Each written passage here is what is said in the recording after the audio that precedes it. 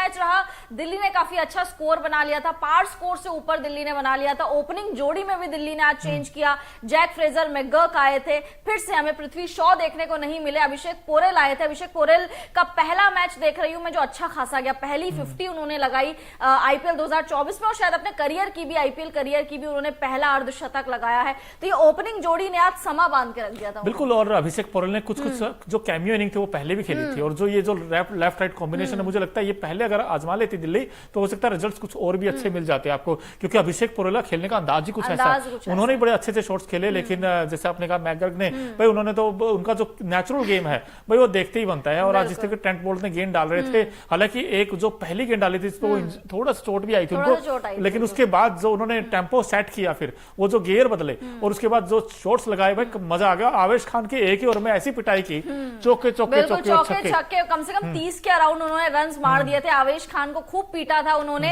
19 गेंदों में अपना अर्धशतक कंप्लीट कर लिया था यार। मतलब ये खिलाड़ी अर्धशतक से नीचे मानता ही नहीं है बिल्कुल। और इनफैक्ट जब वो चौके छक्के ले, जब तो मैदान में ही थे, मैदान में ही थे, और हमने जो वहीं थे, और वहां पर जो बहुत ज्यादा आवाज आ रही थी, बहुत ही ज्यादा, क्योंकि चौके इतने पावर से लगाते हैं। मतलब है भले युवा 21-22 साल के खिलाड़ी हैं, लेकिन इतनी पावर लगती है, खड़े खड़े चौके छक्के लगाते हैं, कभी स्टेप आउट होके भी आगे बढ़कर भी चौके छक्के लगाते, तो बहुत ज्यादा पावर से चौके छक्के लगाते, जिस वजह से हमें बहुत ज्यादा आवाजें आ रही थी। नहीं, और इनफैक्ट जब ट्रेंट बोल्ट सामने गेंदबाजी करता हो तो आपको जिगरा चाहिए शॉट्स खेलने के लिए, और जिन्होंने शॉट्स खेले भाई वाकई बड़ा दिल जीत लिया। और आज उन्होंने 50 बनाई सिर्फ 20 गेंदों पर, यही चाहिए था दिल्ली को कि कोई ऊपर से आके रन बना दे।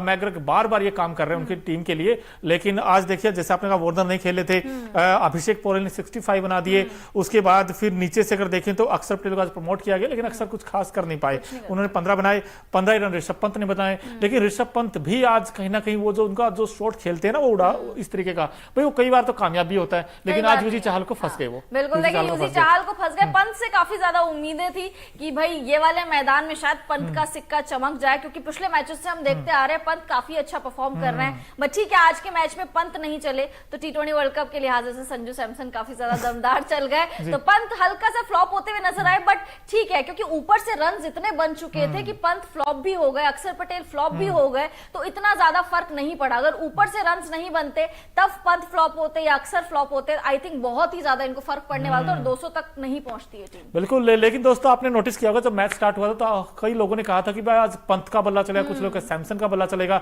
लेकिन बहुत लोग आज सैमसन के बड़े फैन थे। आज वहां हमने देखा स्टेडियम के बाहर जब हम देख रहे थे, भाई क्राउड पूरा आया था, लंबे लंबे कतारें थी। देखिए भले ही पंत का घर था, लेकिन घर पे पंत के नहीं बल्कि संजू के ज्यादा, संजू के। और इनफैक्ट कुछ लोग तो ऐसे भी जो दिल्ली की जर्सी पहने हुए थे, दिल्ली कैपिटल्स को सपोर्ट भी कर रहे थे, बट वो कह रहे थे अंदर से कि आज तो सैमसन चलेगा, और क्या खूब चलेगा। आज 86 बनाए उन्होंने और 46 गेंदों पर, भाई मैच विनिंग नॉक थी ये, नो डाउट। लेकिन जो नीचे के बैट्समैन उनकी रिस्पॉन्सिबिलिटी बनती थी उस स्कोर को लेकर, चाहे रोमन पावेल हो, उनको वो करना चाहिए था फिनिश, लेकिन वो नहीं कर पाए। देखिए पिछले मैच में भी आप देखा होगा, राजस्थान जब केकेआर के सामने थी तो उस टाइम पे भी रोमन पावेल, केकेआर नहीं सॉरी हैदराबाद के सामने थी, तो उस टाइम पे भी रोमन पावेल एक रन से चूक गए थे। भुवी की गेंद जो है उनको अड़ गई थी, वहां पे नड़ गई थी उनको, और वो एलबीडब्ल्यू आउट हो गए थे। बट आज संजू सैमसन ने कप्तानी पारी खेली है, बतौर कप्तान संजू के इस सीजन सबसे ज्यादा रन हो गए हैं, साथ साथ बतौर विकेट कीपर भी संजू के सबसे ज्यादा रन इस सीजन में हो गए हैं, तो बड़ा इंप्रेस कर रहा है संजू। अब मुझे ऐसे लग रहा है कि यार संजू को ना प्लेइंग 11 में T20 वर्ल्ड कप के ज्यादा मौके मिलने चाहिए, पंत को भी मिलने चाहिए, बट ऐसे ना हो जाए कि संजू को बस एक या दुख का मैच खिला रहे हैं खाली कनाडा और यूएस जैसी टीम से, इस तरीके की जो कॉन्टिनेंटल टीम्स होती है उनसे कहीं खिला रहे हैं। तो आई थिंक उनको मैचेस मिलने चाहिए, प्लेइंग 11 में उनको ज्यादा मौका मिलना चाहिए।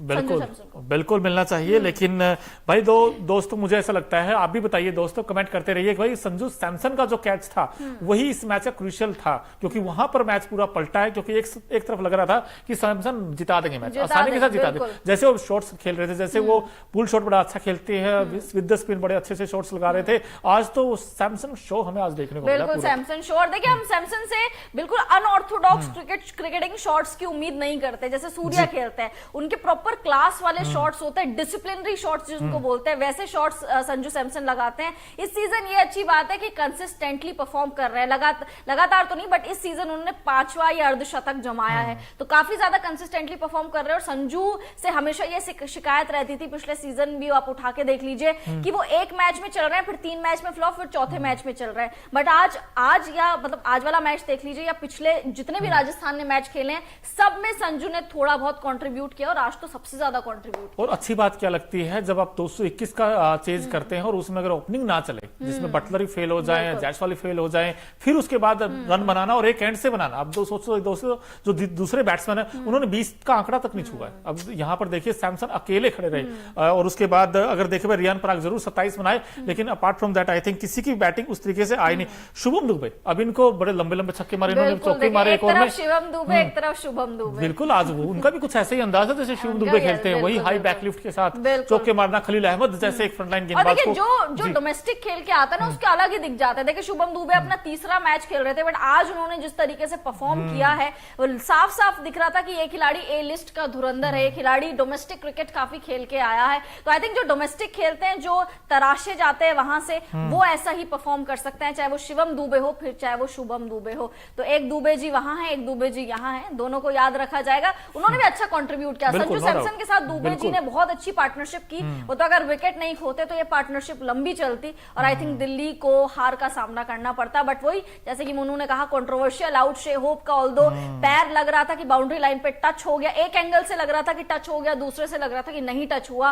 तो बहुत सारी कंट्रोवर्सीज होती है एक मैच में, बट जब आप जीतते हैं तो आई थिंक वो कंट्रोवर्सी सारी ढक जाती है। बिल्कुल ढक जाती है। लेकिन जो मर्जी कहें भाई 20 रन बड़े होते हैं T20 फॉर्मेट में। अगर आप 20 रन से मुकाबला जीतते हैं दिल्ली, तो कहीं ना कहीं अब दिल्ली जीत तो गई है, लेकिन अब ऐसे में क्या वो आपको लगता है टॉप 4 में जाएगी? आपको पांडे जी लगता है दिल्ली? मुझे दिल्ली जिस तरीके कमबैक करना जानती है, दिल्ली ने आज अच्छे से रोर मचाया है, दिल्ली कमबैक करना जानती है। बट मेरी अभी भी टॉप 4 की टीम्स वही है, आरआर, एसआरएच, केकेआर और सीएसके। अभी भी मैं इन 4 पे दाव खेल रही हूँ।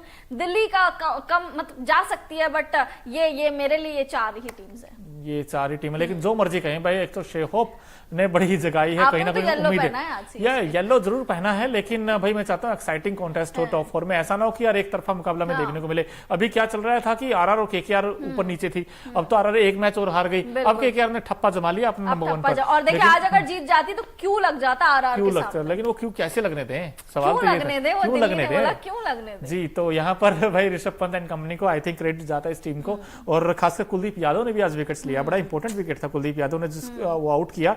लेकिन भाई ये होती टीम परफॉर्मेंस, और इसमें देखा जाए तो भाई ट्रिस्टन स्टब्स की भी तारीफ करनी पड़ेगी जो लास्ट में आकर बिल्कुल।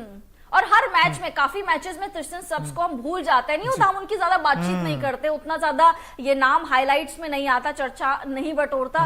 But I think Tristan Stubbs की भी बहुत ज्यादा तारीफ करनी पड़ेगी। जब अक्सर आउट हो गए थे, आपके पंत आउट हो गए थे, तो स्टब्स ने बहुत ही अच्छी इफेक्टिव पारी खेली थी। और हर मैच में आपने देखा होगा छोटे छोटे कैमियोज खेल रहे हैं, उन छोटे छोटे कैमियोज के साथ ही वो दिल्ली को मैच जिता जाते हैं। दिल्ली एक बहुत अच्छे माइंडसेट के साथ आगे बढ़ेगी, पॉजिटिव माइंडसेट, क्योंकि मोमेंटम इनके पास है। पिछला मैच केकेआर से हार गए थे, गलत टॉस में डिसीजन ले लिया था पहले बल्लेबाजी करने का।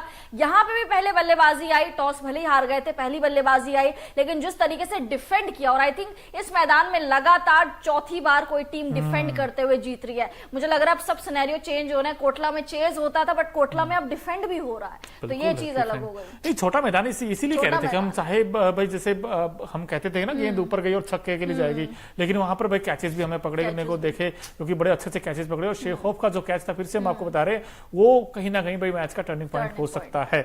लेकिन गिरीश सिंह कहते हैं कि ऋषभ पंत कुछ कह लीजिए, लेकिन वो चलेगा पक्का और यूके में चलेगा, ऐसा उन्होंने बताया। उम्मीद है यूएसए में जो मैचेस यूएसए में जो और इंडिया के ज्यादातर मैचेस यूएस में ही है, वेस्ट इंडीज में उतने मैचेस नहीं है। तो आई थिंक वहां की पिचेस पे जरूर चलना चाहिए पंत जैसे प्लेयर को, और स्लो विकेट रहेगी, कहां पे काफी वहां पे धीमी विकेट रहेगी। लेट्स सी वहां पे पंत किस तरीके से चलते हैं, क्योंकि यहाँ पे आपको देखने को मिलते हैं इंडिया में ज्यादातर पाटा विकेट जो बैटिंग फ्रेंडली होते हैं। वहां पे आपको गेंदबाजों के लिए भी बहुत सारी चीजें देखने को मिलेंगी विकेट में, साथ ही साथ बल्लेबाजों को भी। तो पंत के लिए एक ऑब्वियसली चुनौती रहेगी कि वहां पे कैसा परफॉर्म करते हैं। बिल्कुल, लेकिन देखिए आज परफॉर्म करते हैं, परफॉर्म तो एक खिलाड़ी ने ऐसा किया है भाई मजा आ गया सब कुछ, उनकी बैटिंग देखकर, उनका टेम्परामेंट देखकर, उनके इंटेंट देखकर। एक खास सेगमेंट हमारा Okinawa effective player of the match कौन है आज के मुकाबले में, क्योंकि जो ओकिनावा की स्कूटी है वो कॉस्ट इफेक्टिव तो है ही है, लेकिन माइलेज बड़ा शानदार देती है। और इस खिलाड़ी ने कुछ दमदार खेल दिखाया है अपनी बल्लेबाजी से। देख ही लेते हैं भाई कौन है ऐसा खिलाड़ी जिन्होंने सबका दिल जीता आज दिल्ली के अरुण जेटली स्टेडियम में। तो ये लीजिए आपके चैंपियंस की जगह IPL 2024 में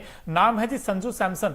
रन 86, 46 बॉल में 186 का तकरीबन स्ट्राइक रेट, 190 कह सकते हैं आप, जिस तरीके का बैटिंग की उन्होंने। और चौके छक्के की तो बारिश की है दिल्ली में, बारिश हुई लेकिन चौके छक्कों की हुई है। जितने एक ओवर में गेंदे होते उतने छक्के हैं और 8 चौके भी हैं। लेकिन बस कसक इतनी सी कि वो मैच नहीं जिता पाए, लेकिन सबका दिल जीत लिया। बिल्कुल सबका दिल जीत लिया और दावेदारी भी ठोक ली कि जो लोग सोच रहे थे कि प्लेइंग 11 में इनको कम मौका मिलेगा, पंत को ऊपर ज्यादा मौका मिलेगा, बट आई थिंक अब इक्वल हो चुका है। आप संजू को कैसे इग्नोर कर लोगे प्लेइंग 11 में? ठीक है ऋषभ पंत को आप खिलाओगे, बट आई थिंक संजू को भी इक्वल मैचेस मिलने चाहिए वर्ल्ड कप में। अपनी दावेदारी हर दिन ठोक रहे हैं, बतौर कप्तान बहुत ही ज्यादा कूल नजर आता है। एमएस धोनी की इनमें झलक मुझे नजर आती है, कूल। कभी भी आप इनको टेम्परामेंट खोते हुए देखते नहीं होंगे, मैदान में कभी भी कुछ चिल्लाते हुए नहीं देखते होंगे। तो आई थिंक आते हैं, रन्स बनाते हैं, अपनी टीम की कैप्टनसी करते हैं और चले जाते हैं। आज भले ही राजस्थान हार गई, लेकिन संजू बतौर कप्तान आज बहुत सारे दिल जीत रहे हैं मुझे। बिल्कुल, और आप इनके खेलने का तरीका देखिए, बना के शॉट्स मारते हैं, जो कहते हैं ना कि बिल्कुल कहते हैं ना फुटवर्क का इसका यूज देखिए आप।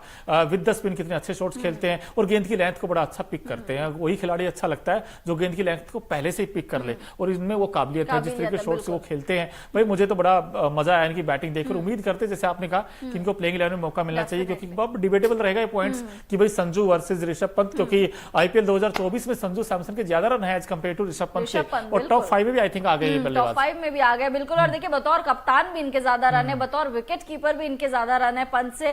तो आई थिंक पंत को अब थोड़ा सा गेम अप करना पड़ेगा, लेकिन संजू को इग्नोर नहीं करा जा सकता। वर्ल्ड कप में जितने मैचेस पंत को मिलेंगे, आई थिंक उतने ही मैचेस संजू भी डिजर्व करते हैं।